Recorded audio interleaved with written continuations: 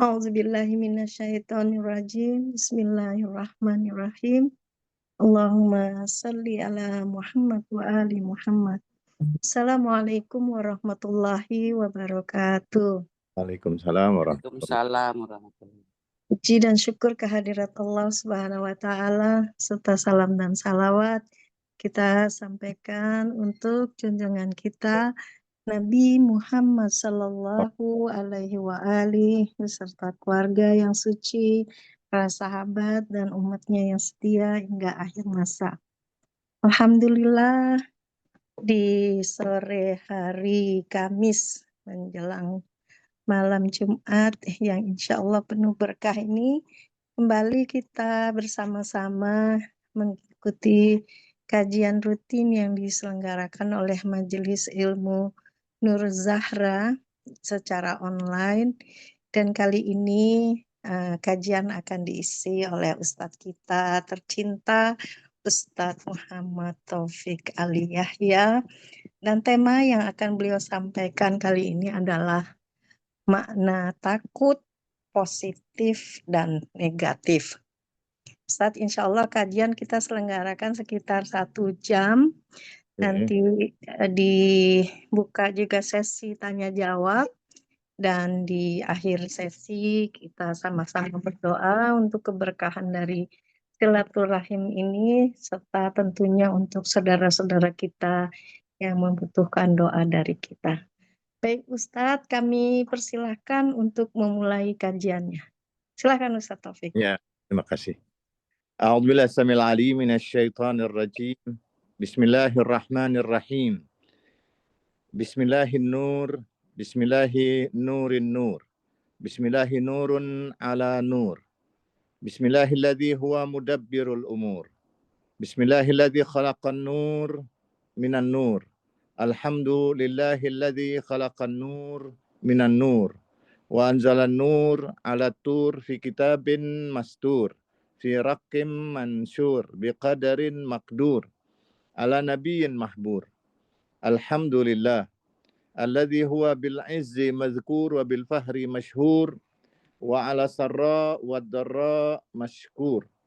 Wa sallallahu ala sayyidina Muhammadin wa alihi at-tayyibin at-tahirin. Nahmaduhu wa nasta'inuhu wa nastaghfiruhu wa nu'minu bihi wa natawakkalu alayh. Wa na'udzu billahi min syururi anfusina wa min sayyiati a'malina. May yahdihillahu fala mudilla lahu wa may yudlil fala hadiya lahu. Asyhadu an la ilaha illallah wahdahu la syarika lah wa asyhadu anna sayyidana Muhammadan abduhu wa rasuluh. Allahumma salli ala nuril anwar wa sirril asrar wa tiryakil aryar wa miftah babil yasar sayyidina Muhammadinil mukhtar wa alihil athhar wa ashabihil ahyar adada ni'amillahi wa ifdalih. Assalamualaikum warahmatullahi wabarakatuh. Waalaikumsalam.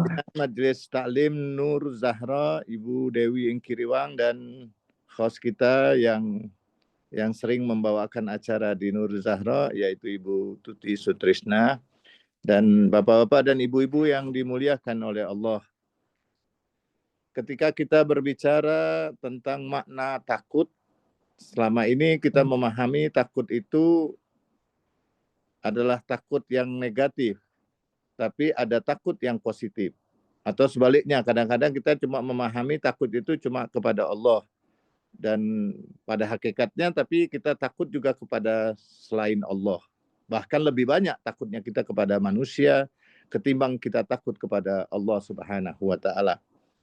Di awal saya akan menjelaskan tentang makna takut secara umum terlebih dahulu. Ada 10 makna takut yang sudah saya kirimkan di broadcast dan juga di WA yang beberapa hari yang lalu. Takut positif, pertama yang pasti adalah takut kepada Allah. Itu namanya khaufullah. Man khaufallah khawafallahu kulla syai'. Kalau orang itu benar takut kepada Allah, yang lain-lainnya takut kepada dia. Dia punya haibah, dia punya karismatik. Jadi menjaga diri dari dosa menumbuhkan takwa. Jadi artinya takut kepada Allah itu pasti dia harus bu'dal maksiyah. Kemudian dia akan dapat takwa. Takwa itu adalah kunci kesuksesan dari semua hal. Takwa itu ada beberapa huruf, 4 huruf, tak, qaf, waw, ya. Tak itu dia tawaduk di hadapan Allah, qaf qanaah, dia merasa puas apapun yang ditakdirkan oleh Allah. Waw itu dia waro. Di sini waro itu dia takut. Dia menjaga diri dari semua larangan-larangan Allah. Kemudian ya di sini yang terakhir adalah yakin. Makna kedua daripada takut yang positif adalah takut kalau dia sampai menyakiti orang lain atau melukai orang lain. Karena dengan cara seperti ini dia nanti akan lebih peka. Kalau dia merasa bahwa kalau dia melukai orang lain, membuat sedih orang lain, dia nanti akan kena apa yang dia lakukan itu dibalas oleh Allah di dunia. Yang lebih kita takut lagi kalau di akhirat. Membuat hati lebih lembut kalau kita mempunyai takut kepada Allah dengan juga takut kepada mau melukai orang lain atau menyakiti orang lain. Jadi orang yang takut positif itu adalah selain dia takut kepada Allah, dia penuh empati. Dia berhati-hati dalam ucapan dan tindakan. Dan dia selalu mau memberi maaf dan juga tidak lupa untuk meminta maaf. Tidak lupa untuk meminta maaf. Setiap sholat kita atau setiap kita sebelum tidur, memang ada tuntunan dari Rasulullah, dari Allah pastinya, dari ajaran keluarga suci Nabi, untuk kita datang kepada Allah, laporan kepada Allah, kita mengangkat simbol daripada asma Allah yang ada di tangan kita, cahaya Allah yang ada di tangan kita, kemudian cahaya itu kita arahkan ke tempat batu sorga, batu cahaya yang mampu merekam angkat tangan kita, seperti kita di scan. Jadi scanning gitu. Jadi ada penyakit, obat atau dosa yang kita lakukan dengan telinga, dengan mata, dengan mulut, dengan hidung, dengan anggota badan, dengan indera kita. Tetapi ada dosa kita yang di dalam, kayak seperti penyakit, kelihatan ada penyakit di luar tubuh kita atau di anggota indera kita. Itu dokter mampu mengobati sakit-sakit itu. Tapi kalau sakitnya sudah masuknya ke dalam, penyakitnya hati dan lain sebagainya, dia memerlukan bukan hanya wudhu, bukan hanya mandi, bukan hanya istighfar dengan lisan dia atau dia mendengarkan ayat-ayat Al-Quran, dia perlu di-scan, dia perlu datang menghadap kepada Allah. Ketika Nabi Adam diterima taubatnya oleh Allah Subhanahu wa Ta'ala, Nabi Adam dianjurkan untuk datang, disaksikan oleh batu sorga, ketulusan, keniatan atau betul-betul tekad untuk memohon ampun, karena istighfar itu bukan hanya ucapan, tetapi harus ada tekad berjanji tidak mengulangi lagi. Tekad menyesal, berjanji tidak mengulangi lagi. Dan dia juga harus menebus semua dosa-dosa itu dengan capeknya tubuh atau dengan mengembalikan hak orang yang pernah dia ambil atau dia menjalankan kewajiban-kewajiban yang pernah ditinggalkan. Itu takut yang positif. Dengan takut seperti itu, kalau dia datang disertai dengan sholat taubat, kemudian dia mengangkat tangan, cahaya yang ada di tangan kita ini ada alif, lam, lam, ha, ada di belakang di sini ada lafaz Allah, kemudian ada 18, ada 81, 99 asma Allah. Ada ya juga yang memahami ada 14 garis manusia suci di jempol, ada garisnya Rasul dan Sayyidah Zahra. Yang ketiga ini adalah semua para imam, mulai dari Imam Ali sampai kepada Imam Zaman.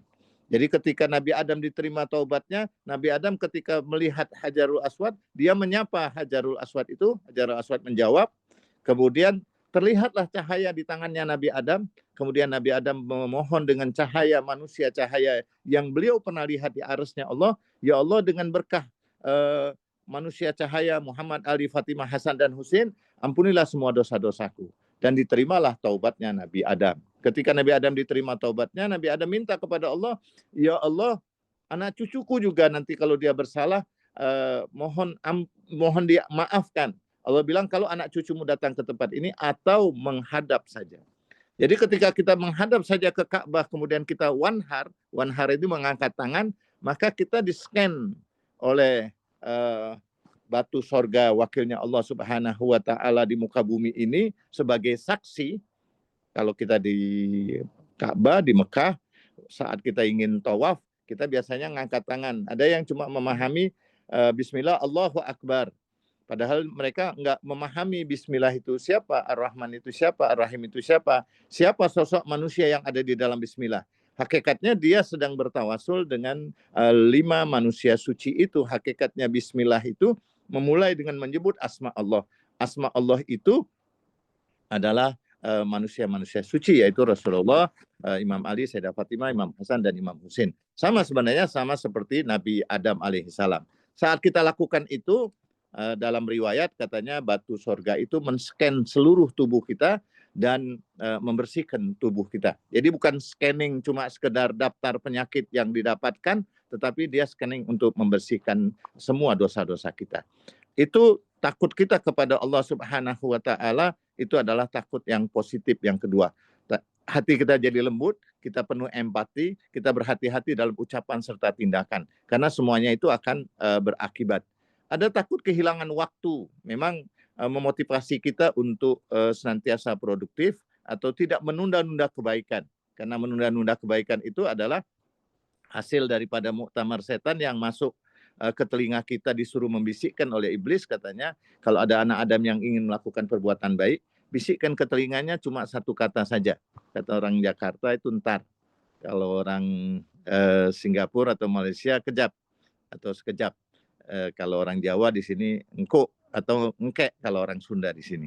Jadi kalau Jawa engko. Kalau Madura engke, engko, engko atau kejap atau entar.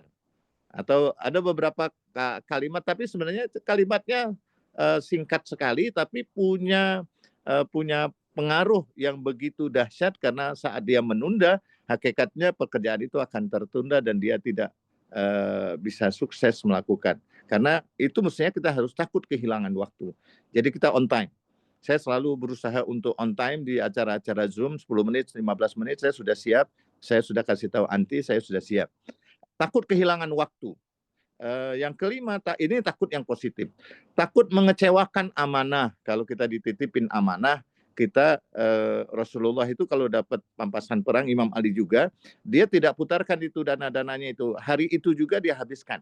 Jadi Rasulullah kaya saat itu, kemudian Rasulullah juga miskin kembali. Jadi Allahumma ahyini miskinan wa amitni miskinan wa syurna ma'azumratil masakin. Jadi artinya tidak pernah menunda-nunda, ada haknya orang. Rasulullah pun juga memberikan juga seketika. Takut pada akibat buruk atau hisab. Makanya kita harus menghisab diri kita setiap mau sholat, setiap mau tidur. Ini takut yang positif. Jadi kalau kita tahu bahwa hampir setiap hari kita melakukan kesalahan dan dosa, maka datanglah per 6 jam sekali. Artinya siapkan diri kita untuk datang menghadap kepada Allah sebelum azan. Jadi Rasulullah itu selalu hadir sebelum azan tiba. Jadi ketika waktu azan, Nabi lah yang memerintahkan azan itu kepada Bilal. Ya Bilal, arihni, arihni. Wahai Bilal, senangkan aku, senangkan aku. Jadi artinya kalau kita ingin bergabung bersama Rasulullah di atmosfer yang sama, datanglah ke tempat-tempat sholat sebelum waktunya sholat. Jadi kita akan betul-betul menggunakan waktu yang tepat, dan juga kita menghisap diri kita. Kita menunggu jatah yang Allah janjikan. Bukan hanya kita dapat scanning yang luar biasa dari wakilnya atau sosok makhluk Tuhan yang bisa merekam, bisa melihat. Tidak ada batasan itu, Hajarul Aswad bisa merekam, dan bahkan dia dapat izin dari Allah saat dia sudah terekam itu semuanya. Allah berjanji pasti akan memaafkan sebagaimana janjinya Allah kepada Nabi Adam untuk semua anak turunannya. Maka kita harus menghisap diri kita, peringatan untuk terus memperbaiki diri kita. Karena dosa kita misalnya dari waktu duhur dan asar, atau waktu duhur tadi, atau waktu maghrib tadi, waktu subuh, kita melakukan dosa setelah sholat subuh. Allah tunggu kita waktu masuk sholat duhur. Menjelang sholat duhur kita sudah datang, kemudian kita sholat.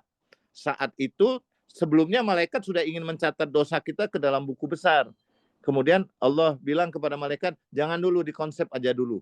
tunggu nanti kalau dia datang kepadaku, dia membersihkan dirinya berwudu, kemudian dia menghadap ke tempat yang aku perintahkan dia untuk menghadap, maka hapuslah semua dosa-dosa dia mulai dari subuh tadi. Begitupun juga kalau duhur tadi kita melakukan nanti, memang ada riwayat katanya duhur dan asar itu boleh digabung, duhrain namanya, aqimis shalah tarafain nahar wa zulapan minal lail wa Qur'an al-fajr. Jadi itu Nabi sering memang Nabi pernah sholat duhur di waktu duhur, asar di waktu asar, maghrib. Nabi juga pernah menggabungkannya sehingga para ulama membolehkan kita untuk menggabungkan sholat duhur dan asar. Nah, dari jam 12 tadi sampai nanti jam 6, mungkin setelah jam 12 selesai sholat, kita melakukan dosa lagi. Allah, malaikat sudah catat, tetapi Allah bilang kepada malaikat, tahan dulu. Nanti kalau dia datang kepadaku menjelang maghrib, nanti dia sudah sholat, melakukan sholat maghrib, dia lapor kepadaku, dia wanhar. Wanhar itu menyerah, atau dalam pemahaman yang lain siap berkorban, mengaku salah, forgive, meminta ampun kepada Allah. Tapi sebelum kita memohon ampun, mestinya kita memberi maaf, memberi ampun. Maka ada tuntunan sebelum kita sholat, kita berikrar, ya Allah saksikanlah siapapun yang saya pernah disakiti oleh orang lain, saya sudah memaafkan dia, dan juga ya Allah, karena saya sudah siap untuk menjalankan perintah-Mu, Tuhan itu tidak pernah berbuat salah pastinya. Kullu musibatin fabima kasabat aidikum wa ya'fu an katsir. Musibah apapun pada hakikatnya untuk orang-orang yang seperti anak Adam yang banyak melakukan kezaliman, kecuali kalau manusia-manusia suci. Pernah Yazid yang terkutuk itu, dia mengkomplain kepada putranya Imam Hussein, Imam Ali Zainal Abidin. Yaitu karena ayahmu memberontak aku, maka dia terbunuh, itu karena salahnya sendiri. Kullu musibatin fabima kasabat aidikum. Ya, itu pendapatnya orang yang zalim seperti Yazid. Ya, Selamat yang menjawab Imam Sajjad. Dia berbicara Al-Quran di hadapan manusia Al-Quran. Katanya Imam Sajjad, ala man zalim, la ala man zalam. Itu kullu musibatin fabima kasabat aidikum, itu untuk orang zalim sepertimu, tidak untuk orang yang terzalimi. Jadi artinya kalau kita lebih banyak melakukan berbagai macam kesalahan karena kita belum maksum, maka jalan yang paling aman, kita harus siap untuk memaafkan orang. Itulah anjuran ketika kita mau sholat, kita maju 1 atau 2 langkah, kita mengucapkan ya Muhsin, qad atakal musi, wahai yang maha baik, datang kepadamu, qad amartal muhsin an yatajawazanil musi fa antal muhsin wa anal musi. Fa bihaqqi Muhammad wa ali Muhammad salli ala Muhammad wa ali Muhammad wa tajawaz an qabihi ma ta'lamu minni. Kalau kita tidak hafal itu doanya kepanjangan, kita cuma datang saja mengatakan, ya Allah hambamu datang, hadir ya Allah. Para habaib biasanya kadang-kadang cuma mengucapkan satu kata aja, hadir ya Allah. Sekarang hambamu hadir ya Allah, hamba siap untuk memberi maaf, perintahmu untuk memberi maaf orang lain. Karena memang dalam Al-Quran kadang-kadang pasangan-pasangan kita, anak-anak kita, tapi terjemahan Departemen Agama menganggap pasangan itu adalah istri-istri, agak condong untuk menyalahkan kaum perempuan. Padahal hakikatnya pasangan itu tidak hanya istri, tetapi bisa suami, bisa juga partner, bisa teman. Allah berfirman dalam surat At-Taghabun, a'udzubillahi samil alim minasyaitonir rajim, ya ayyuhalladzina amanu inna min azwajikum wa auladikum aduwan lakum fahzaruhum wa in ta'fu wa tasfahu wa taghfiru fa innallaha ghafurur rahim. Orang-orang yang beriman, kadang-kadang pasangan-pasanganmu, suami atau istri atau teman atau partner atau siapapun yang kita anggap sebagai teman dekat kita, kadang-kadang dia berubah menjadi musuh-musuh kita. Fahzaruhum, ingatkan dia. Kalau Anda wa in ta'fu wa tasfahu, kalau Anda siap untuk memaafkannya, melupakannya, memohonkan ampunan untuknya, maka pasti Allah Subhanahu wa taala akan mengampuni. Jadi kita harus takut terhadap berbagai macam kesalahan kita kepada orang lain, kehilangan waktu sholat kita, hisab, atau karena kita tidak pernah siap untuk menghisab diri kita. Menghisab itu introspeksi. Kadang-kadang kita siap untuk menghisab orang lain, mengadili orang lain, menuntut orang lain, tapi kita kadang-kadang tidak siap untuk dituntut. Takut yang kelima adalah takut mengecewakan amanat tadi sudah. Yang keenam takut tidak bermanfaat karena mendorong untuk memberi kontribusi bagi orang lain. Kadang-kadang kita terlambat. Ada orang minta bantuan kepada kita, saat itu kita dibisikin oleh setan, entar kita kepinginnya membantu, tapi kayaknya ada setan bilang nanti aja dulu deh, nanti aja dulu. Akibatnya hilanglah waktu itu sehingga kita saat itu tidak bisa bermanfaat untuk yang lainnya. Atau takut pada kebodohan kita menjadi pemicu semangat belajar dan mencari ilmu. Karena ketidaktahuan kita menyebabkan kita memusuhi. Ada orang berbicara sesuatu kita belum tahu, kemudian kita nyeletuk saja atau kita langsung mendebatnya, padahal ucapan dia itu benar, ucapan kita justru yang salah. Jadi kita harus betul-betul karena kebodohan. Imam Ali bin Abi Thalib alaihissalam pernah mengatakan, an-nasu a'da'u ma jahilu. Manusia itu selalu musuh apa yang dia nggak tahu. Karena pernah satu ketika Imam Ali ditanya oleh orang yang kepingin belajar, dia tahu bahwa Imam Ali ini pintu gerbang ilmunya Nabi. Dia tanya, ya Amirul Mukminin, ya Ali bin Abi Thalib, kami ingin belajar sama engkau. Imam Ali mengatakan, ilmuna sa'bun, ilmu kami ini agak berat, tidak sembarangan orang yang siap untuk menerimanya. Karena orang menerimanya lebih banyak dari jalur yang lain, tidak melalui jalur yang benar yang harus dia cari. Tapi orang itu memaksa. Kemudian Imam Ali, ya duduklah, aku akan berikan, kata Imam Ali. Ana awal wa ana akhir. Ana zahir wa ana batin. Ana uhyi wa ana umid. Ana hayyun la yamut. Orang itu spontan, engkau kafir ya Ali. Padahal dia mau belajar sama Imam Ali, tapi karena dia tidak tahu apa yang diucapkan oleh Imam Ali, dia belum paham bahwa Imam Ali itu adalah asma'nya Allah. Kemudian Imam Ali menyebutkan asma-asma itu, kemudian dia menganggap bahwa engkau kafir ya Ali. Sebentar, katanya Imam Ali, aku akan jelaskan. Banyak orang-orang yang karena ketidaktahuan dia spontan karena kebodohan dia. Jadi kita harus takut dengan kebodohan kita. Jangan kita mudah berkomentar terhadap sesuatu yang kita belum tahu. Takut kehilangan kesadaran diri. Nah, itu ada hubungannya juga. Jadi membuat lebih kita mawas diri. Kadang-kadang kita, banyak orang yang baru belajar 1-2 jurus, dia sudah mau nantang orang lain. Jadi dia kadang-kadang nggak sadar diri. Dia merasa bahwa dirinya sudah memiliki segala-galanya. Takut yang ke-9, yang positif, takut putus hubungan dengan Allah Subhanahu wa Ta'ala. Karena kita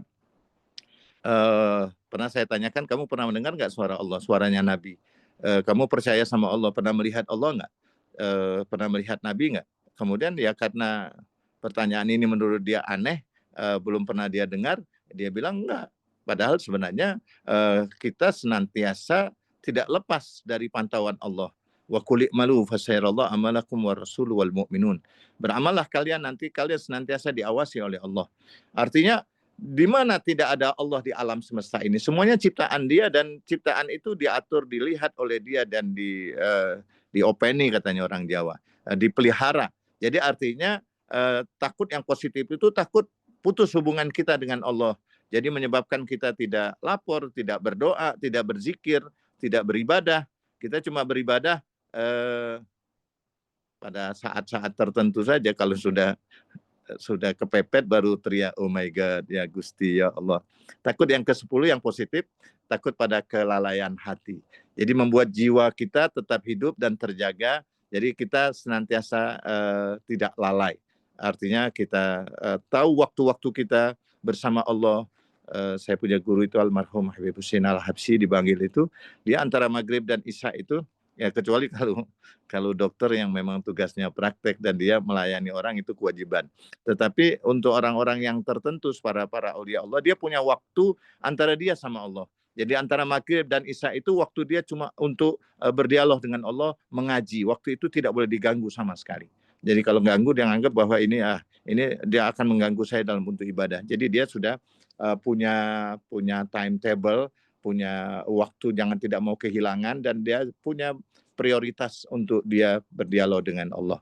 Yang ke-10, takut pada kelalaian hati, ya. Dia tetap harus selain menjaga hubungan, jangan sampai hati ini lalai.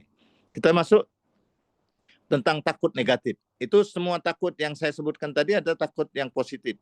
Jadi takut kepada Allah, takut melukai orang lain, kehilangan waktu, takut kita tidak siap untuk dihisab karena kita belum pernah menghisab diri kita, takut mengecewakan amanah, takut tidak bermanfaat, takut karena kita bersikap terhadap kebodohan kita, spontanitas untuk menjawab, berbuat terhadap apa yang kita belum tahu, takut kehilangan kesadaran diri, kadang-kadang kita nggak sadar, tidak mawas diri, tidak berkaca, kita lebih cenderung untuk menyalahkan orang lain, tidak pernah untuk introspek diri, takut kita putus hubungan dengan Allah dan takut kelalaian hati. Takut yang negatif, ini yang banyak orang-orang tidak memahami takut ini. Ketika kita berlebihan kepada manusia, berlebihan itu menjadi penjara jiwa atau melumpuhkan keberanian kita. Jadi kadang-kadang berlebihan kepada manusia itu berlebihan untuk menyalahkan, berlebihan untuk mengkritik. Ketika kita dizalimi, Imam Ali mengajarkan kepada kita, kun madluman wala takun zalim. Kadang-kadang ketika kita spontanitas disakiti orang lain, mendingan kita menahan diri. Maka ada perintah, idza ghadibta faskut. Kalau Anda mau marah, coba Anda diam. Soalnya ketika Anda membalas, balasan Anda itu pasti berlebihan. Nah, itu harus kita takut terhadap pembalasan yang berlebihan pada manusia. Komentar yang berlebihan, seakan-akan kita sudah paling benar, paling hebat, paling segala-galanya. Itu harus kita takuti. Takut ini adalah takut negatif itu. Jadi kalau kita berlebihan, itu jadinya pada manusia itu berbahaya untuk kita. Ya, takut gagal. Kita kadang-kadang ingin melakukan sesuatu, kemudian kayaknya nggak berhasil. Kayaknya doa saya nggak dikabulkan. Ya pasti nggak dikabulkan. Allah itu sesuai dengan dugaan hambanya. Takut miskin, lebih parah lagi. Karena kita nggak percaya pada kekayaan Allah Subhanahu wa Ta'ala, padahal Allah menjamin makannya, menjamin segala-galanya. Kita nggak punya, dia yang ngasih kok, dia yang memberikan fasilitas. Itu takut miskin adalah takut negatif. Tambah lagi takut miskin karena tidak mau berbagi, tidak mau peduli kepada sesama. Keempat, takut yang negatif adalah takut tidak diterima orang lain. Dia jadi minder. Kemudian ya akhirnya dia tidak berani untuk tampil, kemudian takut sendirian. Saya ingat itu bagaimana saya punya mertua, Habib Hussein Al-Habsyi, ketika berjumpa dengan Imam Khomeini, beliau pernah menyampaikan bahwa beliau ketika ingin menyebarkan ajaran-ajaran keluarga Nabi, beliau merasa kesendirian. Kemudian beliau merasakan bahwa saya merasa ada kesendirian. Kemudian Imam Khomeini, Ruhullah, mudah-mudahan Allah Subhanahu wa Ta'ala mengangkat derajat dia di alam sana karena perjuangan dia yang luar biasa sampai sekarang. Beliau mengucapkan kalimat yang sangat indah dan saya selalu memakai kalimat itu dan juga menyampaikannya kepada yang lain. Al-mu'min fi nafsihi jamaah. Orang yang beriman itu tidak pernah sendirian, dia berjamaah. Kemarin ketika saya pulang dari ziarah atau waktu mau berangkat, ya atau pulangnya, ketika ditanya oleh immigration, kamu sama siapa? Saya spontan ingat ajaran dari saya punya orang tua, saya punya guru, orang tua daripada istri saya. Saya bilang saya sama Allah. Kita selalu dianjurkan untuk senantiasa mengucapkan Allahu hadiri, Allahu ma'i, Allahu qaribu minni, Allahu syahidi. Allah itu senantiasa mengawasiku. Aku senantiasa bersama Allah. Jadi artinya kita tidak pernah sendirian. Jadi kalau Anda pun juga memang kalau terpaksa sendirian, misalnya sholat tidak ada jamaah, tidak bisa sholat berjamaah, maka azanlah dan qomatlah. Nanti di belakang Anda ada malaikat-malaikat yang ikut bersama Anda.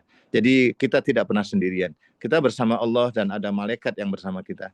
Yang kita takutkan, yang takut positif itu kalau kita bersama syaitan. Sehingga kita selalu menunda-nunda perbuatan, sehingga setan selalu mengajarin kita merasa kita yang paling benar, yang lain salah. Takut yang negatif yang keenam adalah takut sakit, takut menderita. Allah Subhanahu wa Ta'ala pernah dalam riwayat katanya di padang mahsyar nanti ada suara yang dinisbatkan kepada Allah Subhanahu wa Ta'ala. Hei ma'syarul jama', wahai penduduk mahsyar, aku sakit, kenapa kalian tidak mendatangi aku? Aku lapar, kenapa kalian tidak memberi makan aku? Aku haus, kenapa kalian tidak memberi minum aku? Ada suara yang spontan menjawab, bukankah engkau Rabbul Alamin? Ya Allah, bukankah engkau Tuhan penguasa alam semesta, pemberi alam semesta, pengatur alam semesta? Kemudian suara itu menjawab, seandainya kalian mendatangi orang yang sakit, aku ada di situ. Kalau kalian memberi makan orang yang lapar, aku pun juga ada di situ. Kalau kalian memberi pakaian orang yang tidak mempunyai pakaian, memberi minum orang yang kehausan, atau kita berbagi kepada saudara-saudara kita yang di Gaza, pada hakikatnya kita sudah mendatangi Allah. Datangilah aku, katanya Allah dalam hadis qudsi, di tempat-tempat orang yang hancur hatinya. Jadi kita tidak pernah sendirian, dan kita juga ingin tidak pernah harus takut sakit atau takut menderita. Pada hakikatnya orang sakit, orang menderita, dia begitu dekat dengan Allah Subhanahu wa Ta'ala. Takut yang negatif yang ketujuh adalah takut kehilangan jabatan, takut kehilangan harta, sehingga kita melakukan berbagai macam hal-hal yang dilarang oleh Allah. Takut yang kedelapan yang negatif adalah takut menghadapi kebenaran. Aneh, ada orang yang menuntut keadilan, kebenaran, tapi dia tidak kenal manusia yang benar. Orang senantiasa dia bersuci, tapi dia tidak mau menerima ada manusia suci.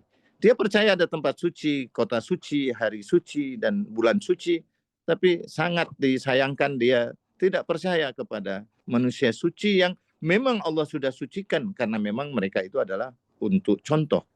Kesembilan, itu takut negatif, itu menghadapi kebenaran, karena dia takut takut kesalahan dia kebongkar, makanya dia gampang untuk menyalahkan orang lain, jadi gampang menuduh orang lain. Ada ungkapan juga dari saya punya guru, saya banyak sekali dapat ungkapan-ungkapan dari beliau, karena hampir tiap hari saya 4-5 jam bersama beliau, saya membacakan banyak hal, menemani beliau. Beliau sering menyampaikan dalam ceramah-ceramah beliau, dalam khutbah beliau, thief cry thief. Ada maling teriak maling, pencuri teriak pencuri, meneriakkan orang lain mencuri, padahal dia mencuri. Dia melakukan kezaliman, dia menganggap orang lain zalim. Makanya katanya Imam Ali, kun madluman wala takun zalim. Mendingan kalian terzalimi, jangan kalian membalasnya, karena kalau membalas berlebihan, kalian termasuk orang-orang yang zalim pada saat itu. Takut akan perubahan, jadi membuat stagnas atau menolak perbaikan.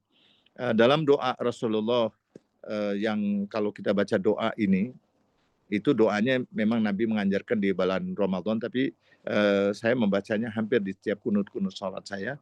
Itu doa ada 10 orang yang kita mohonkan mereka terlebih dahulu, baru terakhirnya kita ingin memperbaiki keadaan kita. Kita gembirakan ahli kubur, adkhilala ahli kubur, auni kula fakir, kayakan orang fakir, aswi kula jai, beri makan orang yang lapar, uksu kula urian, beri pakaian orang yang punya pakaian, melunasi hutang orang yang berhutang, farid yang kuli makruh, bantu orang-orang yang sedang kesulitan, rudda kula gharib, kembalikan orang-orang yang terhasil, puka kula asir, bebaskan, doakan agar orang-orang yang dipenjara dibebaskan. Isfi kula marid, ini tugasnya para dokter, para kita semua juga, untuk bagaimana kita mendatangi orang sakit biar dia senang, kemudian sakitnya sembuh, atau kita membantu mereka agar Allah sembuhkan penyakit mereka. Isfi kula marid, pukaku aslih kula fasid min umuril muslimin. Itu yang harus kita perjuangkan, yang sekarang ini orang-orang yang sedang memperjuangkan Palestina yang terjajah. Ya Allah, aslih, perbaikilah yang rusak dari urusan kaum muslimin. Sudah fakrona bigina ghayyir su'ahalina bi husni halik. Itu perubahan, change. Kita harus memperbaiki diri kita. Kita tidak mungkin akan mengajak orang lain kalau kita belum baik terlebih dahulu. Terakhir, makna takut negatif itu adalah takut mati tanpa makna. Justru menjerumuskan ke arah keputusasaan jika tidak diarahkan kepada iman. Akhirnya orang-orang yang kadang-kadang kepepet, dia bunuh diri. Padahal tadinya dia takut mati. Nah, kita di pesantren yang diajari oleh almarhum, kita diajarkan untuk menginfakkan semua waktu dan usia kita untuk perjuangan di jalan Allah Subhanahu wa Ta'ala. Tentu yang sekarang megang otoritas mutlak adalah sahibul asri wa zaman.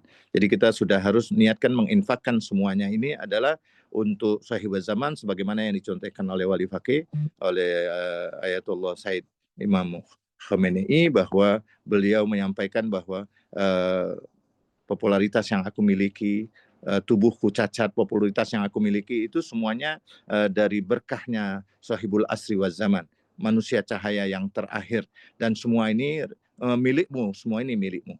Saya coba mengajarkan kepada anak-anak bahwa apapun yang kita lakukan, apapun yang kita bangun, apapun yang kita buat, hakikatnya bukan milik kita. Dia itulah adalah milik sahibul zaman. Kita ingin bergabung karena semua alam semesta ini tercipta dari cahaya mereka. Jadi kita sebenarnya ada orang tua kita, ada orang tua cahaya kita, yaitu Rasulullah dan Ahlul Baitnya. Jadi semua alam semesta ini tercipta dari cahaya yang pertama yang Allah ciptakan, yaitu cahaya Rasul dan Ahlul Bait. Dari cahaya itulah tercipta alam semesta ini. Jadi kita harus memahami bahwa ada orang tua cahaya, ada orang tua yang dari ayah kita, dari cairan dia, dari spermanya sama ovum. Kita ada orang tua biologis, ada orang tua cahaya, orang tua umat. Karena Nabi mengatakan kepada Imam Ali, ya Ali, engkau dan aku abawai hadal ummah. Aku dan engkau adalah bapaknya umat ini. Kalau Rasulullah mengatakan bahwa Fatimah bat'atum minni, bukan hanya bat'ah, bagian daripadaku, dari cahaya Fatimah tercipta alam semesta ini. Dia adalah ummu abiha, dia ibu pertiwi, yang lebih tepat kita katakan dia adalah ibu pertiwi, karena semua bumi dan seisinya ini, isi bumi semuanya tercipta dari cahayanya Sayyidah Fatimah Az-Zahra alaihissalam. Az-Zahra, cahaya yang memancar sampai ke langit, karena dia mendoakan semua isi bumi dan isi langit setiap pagi dalam doa al-hari. Jadi abawai hadal ummah. Jadi Bismillahirrahmanirrahim itu para ahli ma'rifat memahami bahwa Bismillah itu sosoknya Rasulullah, Ar-Rahman Imam Ali, Ar-Rahim adalah Sayyidah Fatimah. Jadi kita harus ada perubahan tentang diri kita. Kita harus senantiasa introspeksi dan tidak perlu harus takut mati juga. Yang ke-10 itu takut mati itu, padahal kepinginnya ke surga, tapi tidak mungkin ada masuk surga kalau nggak mati dulu. Matikan nafsumu, matikan egomu, nanti engkau akan berjumpa dengan Tuhanmu. Mutu qabla anta mutu, utlubul maut turhab lakumul haya. Mintalah mati, nanti kamu akan mendapatkan kehidupan. Itulah ajaran yang diajarkan oleh Rasul dan Ahlul Baitnya, bahwa ajarannya mereka, jawablah ajaran-ajaran Nabi dan keluarganya itu, bahwa ajaran itu adalah mengajarkan kepada kehidupan. 38 menit atau 40 menit sudah cukup saya sampaikan, 20 menit saya gunakan untuk, biasanya saya cuma 20 menit Bu Tuti, kali ini kayaknya agak panjang. Itu baru 20 dari makna takut positif dan takut negatif. Dalam tulisan saya itu ada kajian yang panjang sekali, itu kajiannya cukup panjang, silahkan dibaca di BC-nya atau di Blogspot. Insya Allah nanti kita akan bisa berjumpa di kesempatan yang lain. Tapi saya kasihkan kesempatan kepada Bu Tuti untuk memimpin tanya jawab. Itu saja dari saya. Wassalamualaikum warahmatullahi wabarakatuh. Terima kasih Ustaz, terima kasih pemaparannya. Insya Allah tadi sudah bahas mengenai takut, ada yang positif dan ada juga yang negatif. Baik, untuk mempertajam lagi masalah takut ini, kita bisa buka sesi tanya jawab. Untuk itu kami persilahkan bagi Bapak atau Ibu yang ingin bertanya bisa langsung membuka mic-nya. Silahkan.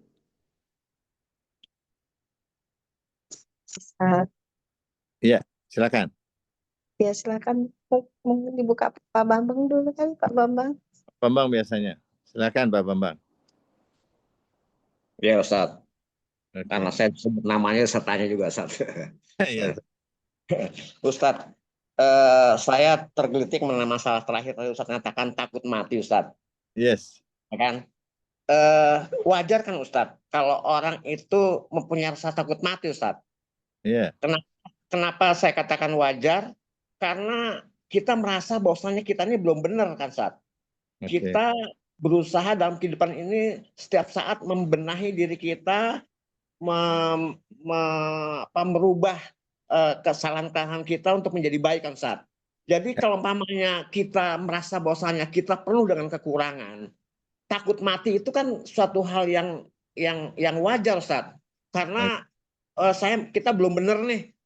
Kasih kesempatan saya ya Allah untuk memperpanjang umur saya, untuk memperbaiki kehidupan saya ke depannya. Terima kasih Ustaz. Assalamualaikum. Karena Pak Bambang memahami mati itu cuma satu doang. Coba kalau Pak Bambang memahami bahwa mati itu seperti yang saya sering tulis, makna itu bukan satu, tapi maknanya itu 1 bisa 100, bisa 1000, bisa unlimited. Jangan kita memaknai sesuatu itu atau satu kalimat itu cuma dia satu-satunya. Nggak boleh, akibatnya kita menganggap yang lain salah. Jadi ada takut mati yang negatif, ada takut mati yang positif gitu. Jadi artinya takut mati itu pun juga masih ada nanti dibagi lagi. Padahal ada orang takut mati, padahal setiap hari dia minta mati. Tidur itu adalah saudaranya mati. Tidur itu pada hakikatnya kita mati. Kalau kita nggak bisa tidur, kita makan obat untuk bisa tidur. Padahal setiap hari kita harus wajib tidur. Kalau tidak tidur kita nggak sehat. Jadi sebenarnya kita minta mati itu sebenarnya artinya bisa tidur gitu, bisa mati gitu loh. Atau sholat. Sholat itu perintahnya Nabi, sholli sholatal muwaddi. Sholatlah kau sholat untuk pindah alam. Pindah alam itu mati. Jadi hakikatnya mati itu bukan sirna. Mati itu pindah dari satu alam ke alam yang lain. Pindah dari satu keadaan kepada keadaan yang lain. Kalau kita memahami mati itu cuma keluarnya nyawa dari tubuh kita, bukankah saat kita tidur, itu nyawa kita, ruh kita juga keluar kan? Waktu kita sholat, Imam Ali katanya, Imam Hasan, saat betisnya itu kena panah, sahabat-sahabat ingin mengoperasinya, mau menariknya, Imam Hasan bilang jangan, biarkan ketika ayahku dalam keadaan sholat. Ketika dalam keadaan sholat dia tidak merasakan apapun dalam urusan dunia ini, dia mi'raj. Makanya Rasulullah mengatakan sholat mi'rajul mu'min. Saat beliau sholat, ditariklah, dioperasilah itu panah yang menancap di betisnya Imam Ali bin Abi Thalib. Begitu juga banyak riwayat-riwayat dari manusia suci. Saat Imam Sajjad sedang sholat, ada anaknya katanya yang main kemudian masuk di sumur. Sumur itu katanya nggak terlalu jauh dari tempatnya Imam Sajjad. Dia teriak-teriak, ada istrinya atau siapa yang pembantunya teriak-teriak. Kemudian Imam Sajjad tidak peduli, tetap dia sholat. Bukan tidak peduli, tapi Imam Sajjad sedang asyik dan masyuk dengan penciptanya. Dia merasa ruhnya dia sedang keluar dari jasadnya, dia sedang berdialog dengan Allah Subhanahu wa taala. Setelah selesai, Imam Sajjad mengulurkan tangannya dan mengangkat itu anak yang ternyata anak itu tidak masuk ke dalam sumur. Anak itu cuma ada di pinggiran sumur, tapi mungkin sudah masuk ke dalam. Tapi jelas bahwa Pak Bambang, mati itu jangan diartikan untuk keluarnya ruh selesai nggak balik lagi. Jadi ada makna mati yang bermacam-macam. Itu yang diajarkan oleh para sufi, para orang-orang ahli irfan. Matikanlah egomu sehingga kamu tidak lagi punya perasaan merasa diri paling benar, orang lain semuanya salah, dan seterusnya dan seterusnya. Jadi matikan egomu, jangan sampai Anda merasa the best one gitu loh. Padahal sebenarnya Allah lah segala-galanya. Oke Pak Bambang. Ya Ustaz, makasih Ustaz. Satu lagi Ustaz. Boleh. Ustaz, tadi juga Ustaz mengatakan bahwasanya Allah itu bersama kita, Ustaz. Yes. Allah bersama kita. Allahu hadiri, Allahu ma'i. Allah qaribun minni. Oke, Allah itu hadir. Pertanyaan saya lagi Ustaz. Pernah nggak Allah itu nggak hadir dalam diri kita, Ustaz? Soalnya gini, kalau kita ininya dengan berbicara dengan Allah, bahwasanya kita dalam posisi kebaikan, Ustaz. Allah bersama kita. Tapi pada waktu kita melakukan suatu perbuatan kejahatan, Ustaz, apakah Allah bersama kita, Ustaz, pada waktu itu, Ustaz? Makasih, Ustaz. Pertanyaan bagus. Ini pertanyaan pernah disampaikan oleh orang Yahudi kepada Imam Ali. Dia bawa oleh-oleh Pak Bambang. Oleh-olehnya banyak itu, intan, permata dan lain sebagainya. Siapa yang bisa menjawab pertanyaanku, aku akan kasihkan hadiah ini. Kapan Tuhan itu pernah tidak ada? Ada beberapa pertanyaan, salah satunya ada hubungannya dengan Pak Bambang. Imam Ali mengatakan, betul kamu mau ngasihkan ini. Iya, aku akan mengasihkan ini. Hampir semua yang ditanya nggak ada yang berani menjawab bahwa itu Allah kan ada di mana-mana. Bagaimana Allah itu tidak ada?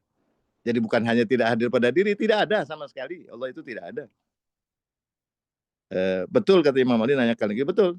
Ya, Allah tidak ada pada orang yang zalim. Pada saat dia berbuat zalim, Allah sudah berlepas diri. Allah tidak ada bersama dia. Jadi dia bersama setan sebenarnya ketika dia melakukan berbagai macam kezaliman. Jadi artinya kita panggil Allah Subhanahu wa taala kalau kita meyakini bahwa semua nikmat darinya, semua kebaikan. Kejahatan bukan dari Allah. Allah tidak pernah menyuruh kejahatan. Jadi ketika ada orang yang zalim, maka itu yang dijawab oleh Imam Sajjad kepada Yazid, itu alaman zalim wala alaman zalam. kemudian dia merasa pakai ayat Al-Quran, ini kan karena salahmu, kamu memberontak sehingga ayahmu terbunuh. Itu untuk orang yang zalim sepertimu. Untuk orang yang madlum, terzalimi, tidak. Jadi orang yang zalim Tuhan nggak ada pada dirinya. Jadi ketika dia melakukan berbagai macam kezaliman, Tuhan tidak ada pada dirinya. Nafasnya, jiwanya sudah dikuasain oleh setan. Kalau dia percaya sama Allah, nafasnya akan mengajak dia kepada Allah. Akalnya, cahayanya, makhluk rohaninya, itu dia bersama. Cuma berapa persen kebersamaan kita kepada Allah. Kalau manusia suci, 100%, 100%. Kalau kita, ya tergantung tingkat zikir kita, ingat kita, dan berbagai macam tingkat kesucian yang kita jaga, baik dari makanan kita, pandangan kita, pendengaran kita, penjagaan kita, maka saat kita merasakan kehadiran Allah Subhanahu wa Ta'ala, artinya kita sedang ingin berdialog dan sedang diawasi oleh Dia. Kita bukan hanya diawasi oleh Dia, ada wakil-wakilnya Dia di muka bumi ini, manusia suci, ada alam semesta ini yang senantiasa mencatat semua perbuatan kita itu terekam. Nggak ada satu tempat pun yang kita tidak terekam. Saya pernah di Singapura ketika ceramah, saya bilang ini negeri CCTV. Tetapi CCTV-nya bisa saja rusak. Tapi ada CCTV yang tidak pernah rusak sama sekali. Itu ada 7 CCTV, bukan 1. Jadi Allah sendiri, itu CCTV alam semesta. Di mana tempat yang Anda tidak dilihat oleh Allah? Ada orang datang kepada Imam Hussein, ya Imam, saya ini ada orang yang berbuat maksiat, nasihati saya biar saya tidak berbuat maksiat. Imam cuma mengatakan lakukan 5 hal, kalau kau bisa lakukan, kamu boleh bebas buat apa saja. Jangan makan dari rezekinya Allah. Jangan tinggal di buminya Allah. Cari tempat yang kau tidak dilihat oleh Allah. Kemudian kalau datang malaikat maut mau mencabut nyawamu, jangan mau. Kalau datang malaikat malik mau memasukkan kamu ke neraka, lawan dulu tuh malaikat malik. Imam Hussein ingin mengajarkan tentang bagaimana seseorang itu senantiasa diawasi oleh Allah Subhanahu wa Ta'ala. Kita makan dari rezekinya Allah. Ada orang yang anti kubur, Pak Bambang. Saya bilang kalian ini makan dari kuburan, tinggal di kuburan, cari makan, cari nafkah di kuburan. Sholat pun ngadep kubur, ngucapin salam sama ahli kubur. Kok tega anti kubur? Kok gitu? Makan dari kuburan nih. Kalau Anda datang ke sawah di tempat saya ini ada banyak tanaman. Itu makanan yang Anda makan, Pak Bambang, beras, buah-buahan, itu dikubur dulu. Baru kita dapat makanan. Kalau nggak dikubur, nggak ada itu makanan. Mana ada makanan yang nggak dikubur dulu? Di bumi dikubur dulu. Tanaman apa-apa. Kita cari nafkah tidak di awang-awang, kita di bumi. Sholat, kita menghadap ke Ka'bah. Ka'bah itu selain ada Hajarul Aswad, di situ juga ada kuburan. Kuburannya Hajar dan kuburannya Ismail. Hijir Ismail itu rumahnya Sayyidatina Hajar, istrinya Nabi Ibrahim. Dan ibunya Ismail. Dan itu kuburannya itu di bawah Mizab Rahmat. Banyak orang yang datang ke sana kan cuma minta hajat biar rumahnya laku, naik jabatan. Dia nggak pernah ziarah kepada Hajar dan Ismail. Padahal dia menghadap tiap hari menghadap kuburan.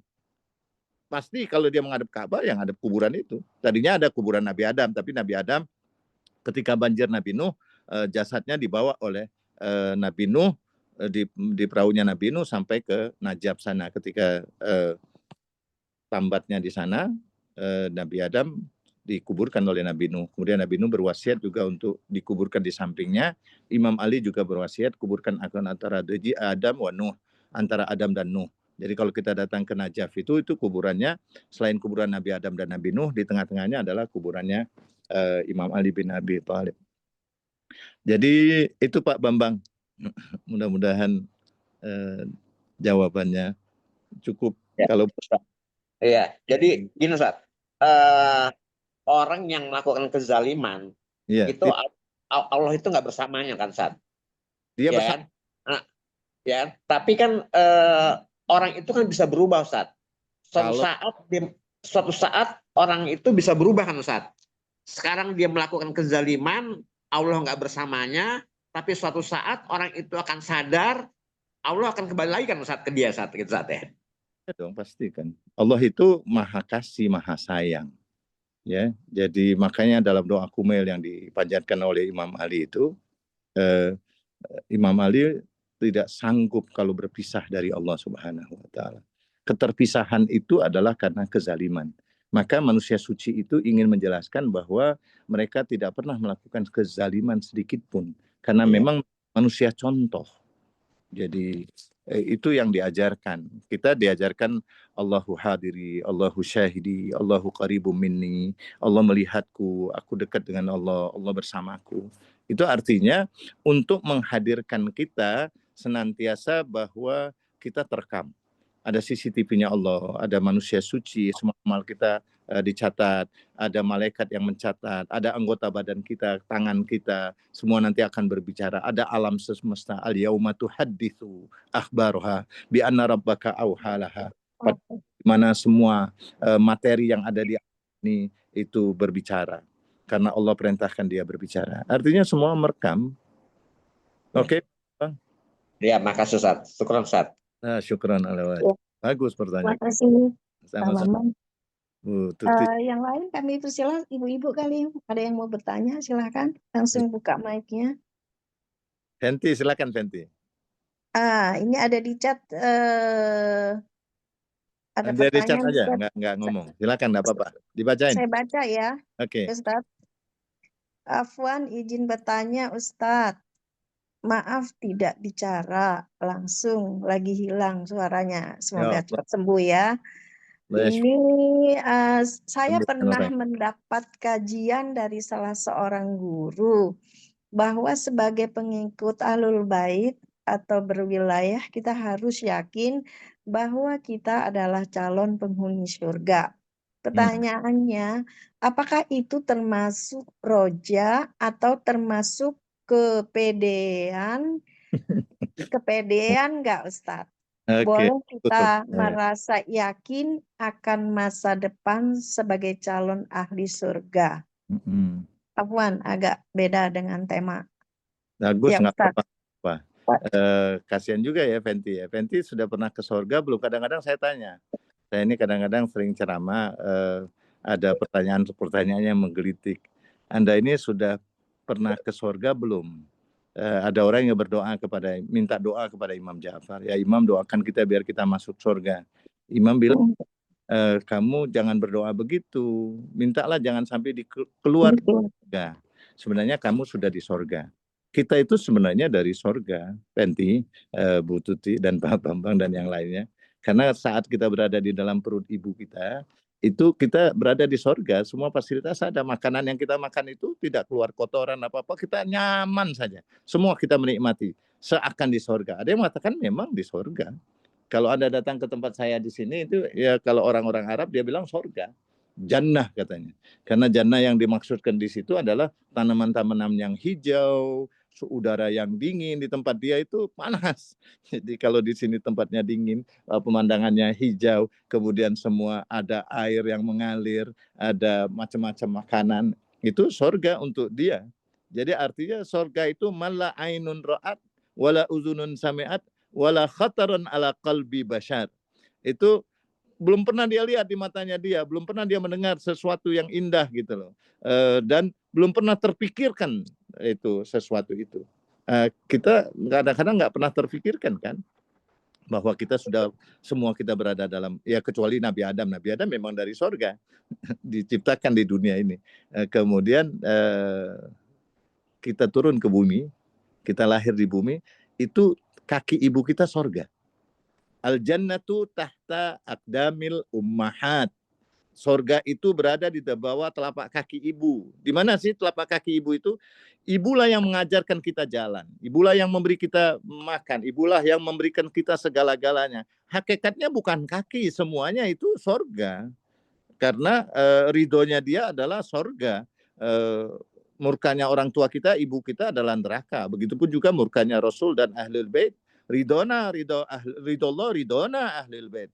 Ridhonya Sayyidah Zahra, ridhonya manusia suci adalah ridhonya sahibah zaman, adalah ridhonya Allah Subhanahu wa taala. Kita mengharapkan asaluka ridhoka wal jannah. Ridho wal jannah itu memang hakikatnya ridho itu surga. Kalau kita ingin mendapatkan ridho itu artinya hakikatnya taat kita kepada Allah, taat kita kepada kedua orang tua kita. Ada sorga yang lain yang kita bisa rasakan sorga, misalnya kita merasakan ada makanan yang enak, kayaknya ini makanan cuma ada di sini sama di sorga saja.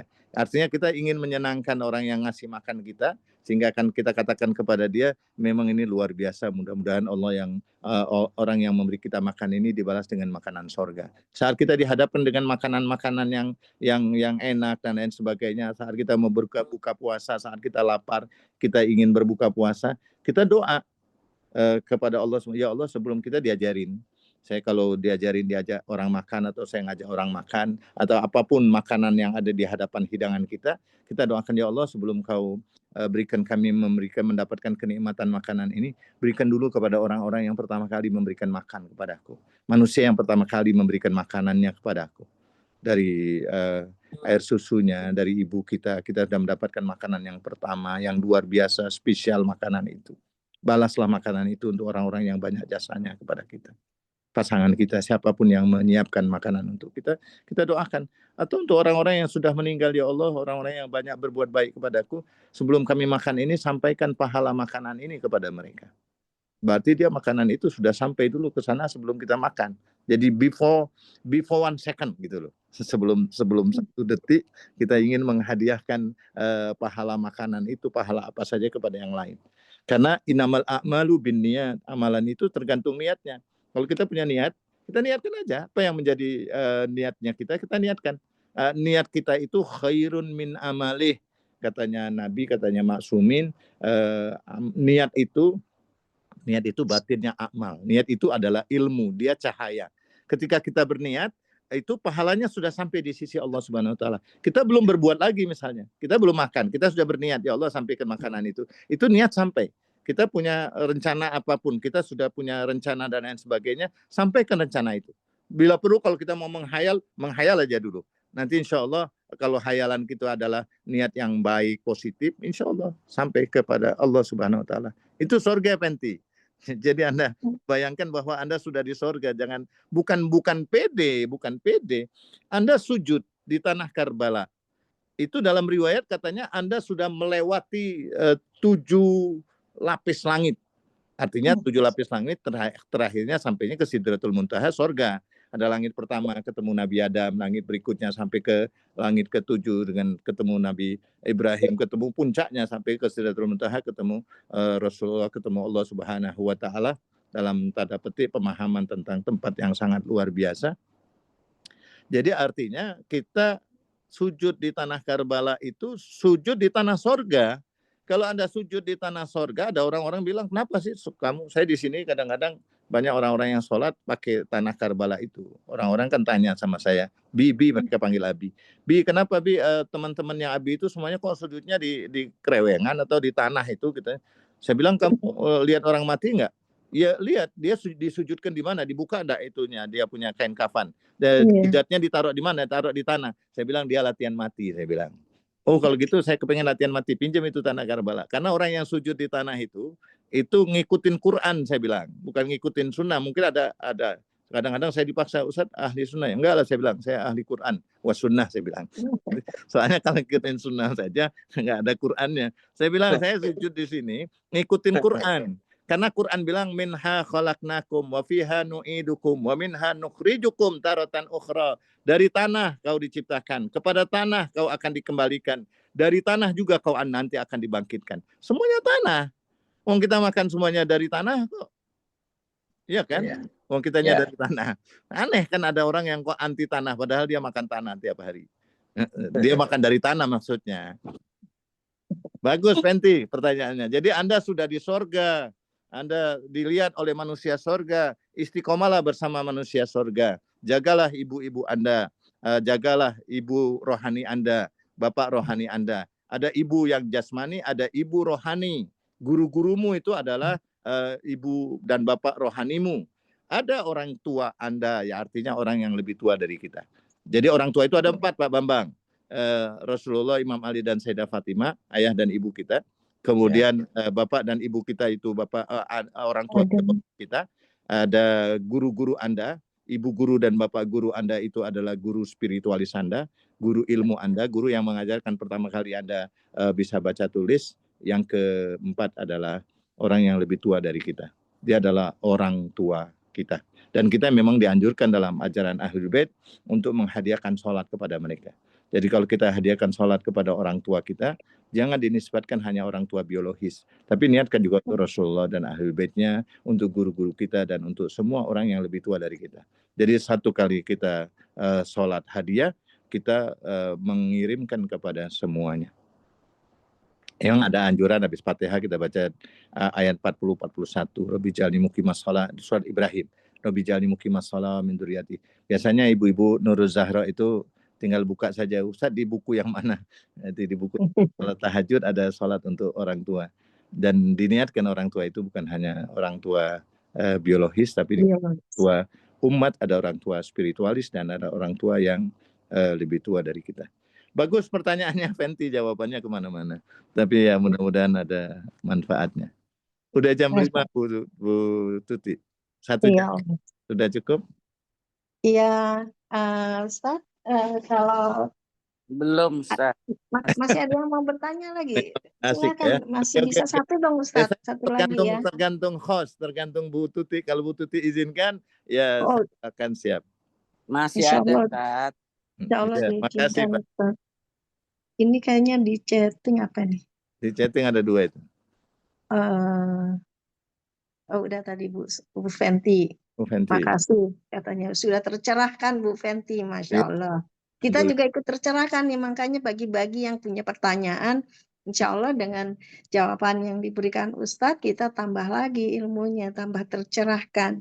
Insya Allah ya Ustadz ya. Amin, makasih Bu Tuti. Iya. Iya, tadi mungkin kembali lagi mengenai takut mati itu Ustadz kan katanya kan meninggal itu kan meninggal itu pergi ke tempat yang baru, tempat yang asing. Mungkin karena belum kenal ya Ustadz ya, jadi kita Jadi takut ya Ustadz. Jadi takut diapain? jalan keluarnya harus banyak-banyak belajar tentang tempat baru kita gitu ya Ustadz, biar nggak takut ya. Ya, bagus jawabannya. Iya. Oke, kalau saya akan bacakan munajat orang yang takut. Iya. Dari 15 munajat Imam Ali Zainal Abidin di BC saya itu, penutup biasanya saya tutup dengan doa atau munajat. Ini munajat manusia suci. Beliau itu sudah paling takut sama Allah, tapi mengajarkan bagaimana cara kita takut kepada Allah. Oke, kalau nggak ada pertanyaan, saya akan bacakan bahasa Indonesianya saja.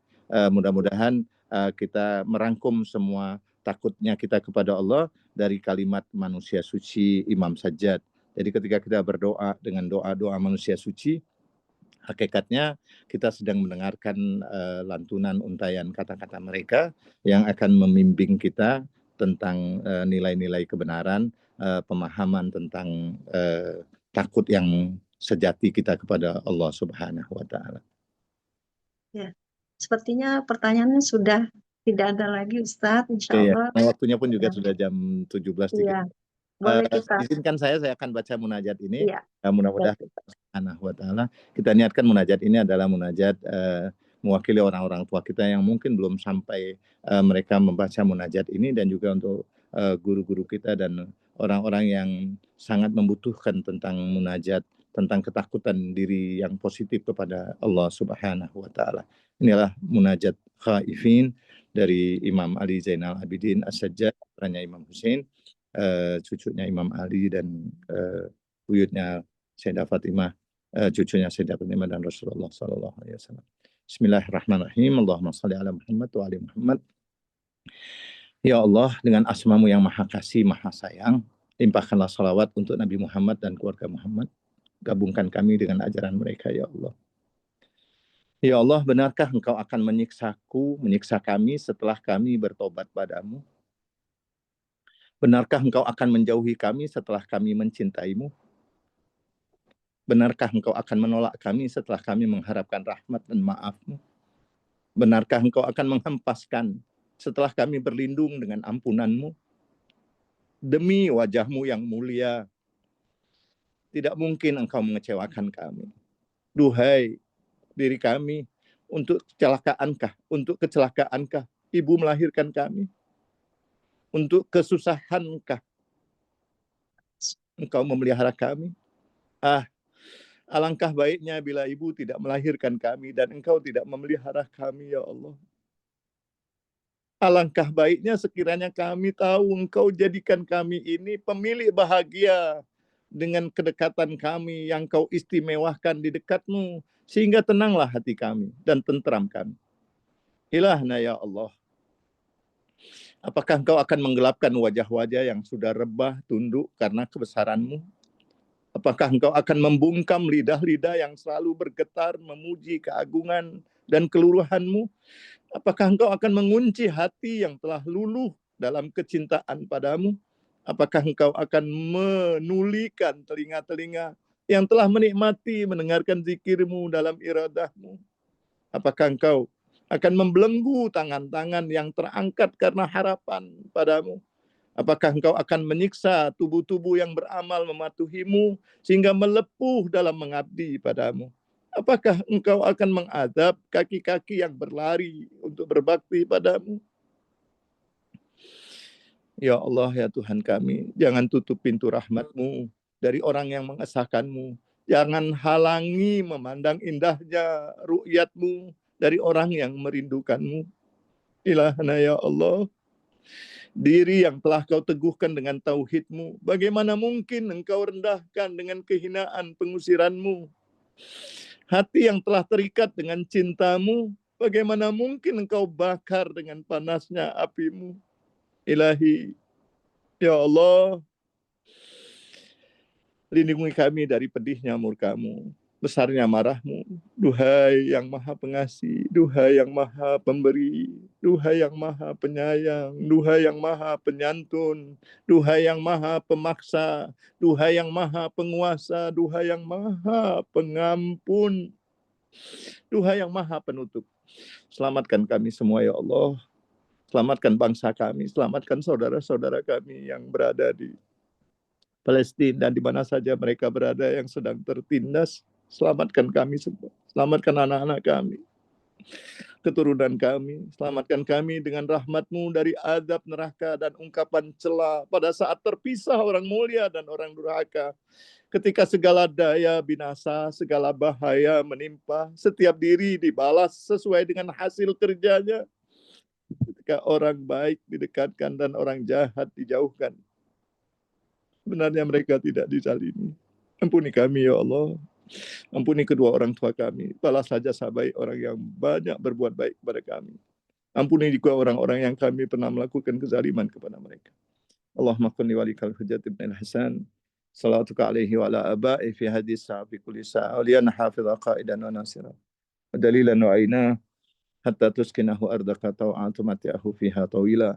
Wa amnun alaina biridah. Wa amnun alaina biridah. Wa amnun alaina biridah. وهب لنا رأفته ورحمته ودعاءه وخيرا ما ننال بسعة رحمتك فوزا عندك اجعل صلاتنا به مقبولة ذنوبنا به مغفورة دعانا به مستجابة أرزاقنا به مبسوطة همومنا به مخفية وحوائجنا به مقضية وأقبل إلينا بوجهك الكريم واقبل تقربنا إليك وانظر إلينا نظرة رحيمة نستكمل بها كرامة عندك ثم لا تصرف عنا بجودك واسقنا من حوض جده محمد صلى الله عليه وآله بكأسي وبيدي ريا رويا سائغا حنيئا لا أذمأ بعده أبدا إنك على كل شيء قدير ربي اجعلني مقيم الصلاة من ذريتي ربنا وتقبل دعاء ربنا اغفر لي ولوالدي وللمؤمنين يوم يقوم الحساب ربي اغفر لي ولوالدي ولمن دخل بيتي مؤمنا وللمؤمنين والمؤمنات ولا تزد الظالمين إلا تبارا ربي ارحمهما كما ربياني صغيرا ربي ارحمهما ya Allah. Sampaikan semua pahala ini kepada orang-orang tua kami, orang-orang tua yang hadir, dan orang-orang tua semua yang menunggukan, yang menunggu, yang datang, ingin mengharapkan pahala. Kami sampaikan semua pahala ini kepada mereka. Rabbirhamhuma kama rabbayani saghira. Ijzihuma bil ihsan ihsana, wa bisayyiati ghufrana. Bifadli subhana rabbika rabbil izzati amma yasifun. Wassalamun alal mursalin. Alhamdulillah rabbil alamin. Alhamdulillah rabbil alamin. Makasih Bu Tuti, Mbak Dewi, Bu Dewi Ingkiriwang dan semua yang berpartisipasi. Makasih Pak Ustadz. Amin.